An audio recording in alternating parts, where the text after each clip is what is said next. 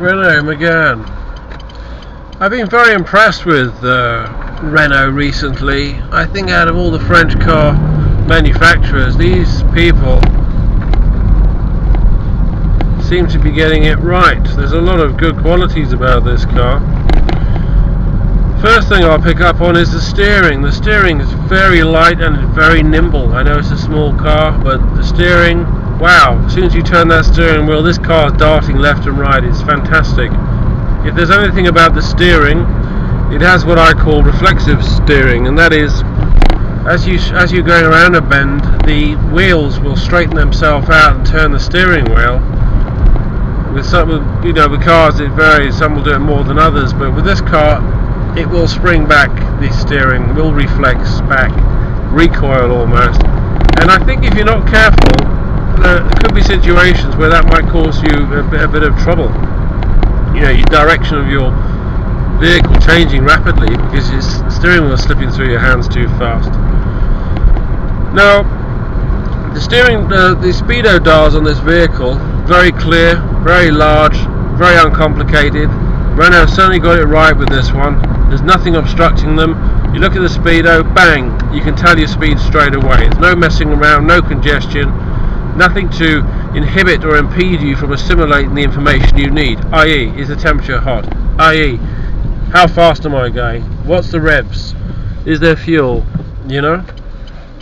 The wing mirrors on this vehicle are, in my opinion, too small.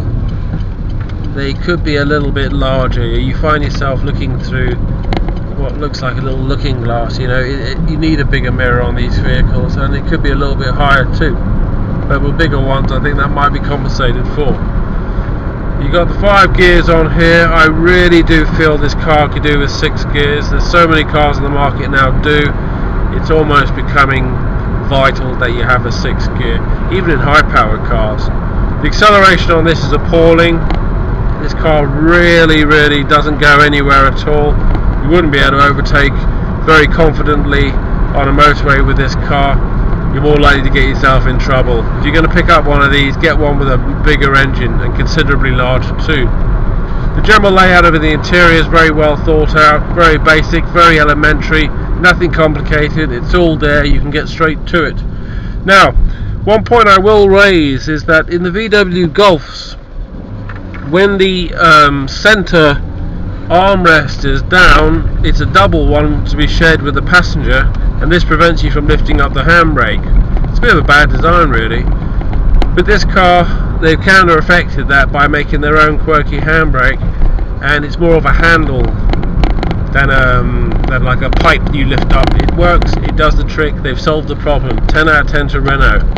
Why VW Golf is struggling with that one, who knows. As I say, this vehicle's very slow, it doesn't really go anywhere. 3rd gear, 4th gear, and it's struggling to move.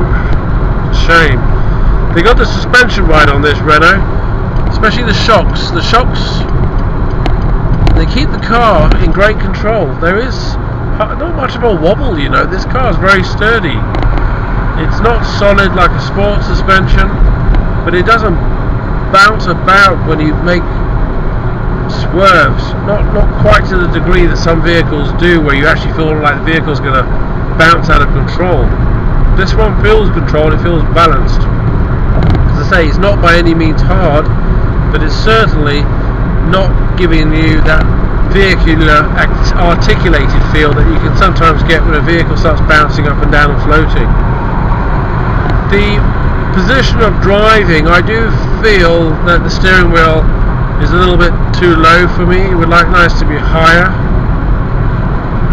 and I also feel that the clutch pedal is quite high, and my knees are coming up. Because my knees are high up, I'm able to lift my foot rather than press it, and I would have preferred a driving position which was more laid back and more legs stretched out. I feel like more like I'm actually sitting on a chair, not in a chair, if that translates at all.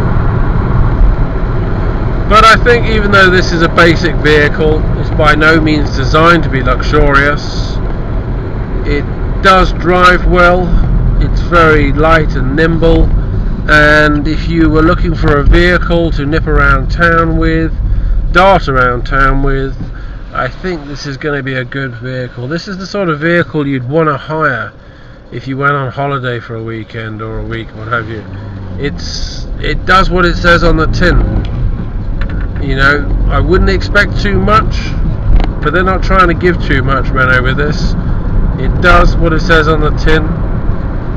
It's an A to B car, and it does it very well indeed.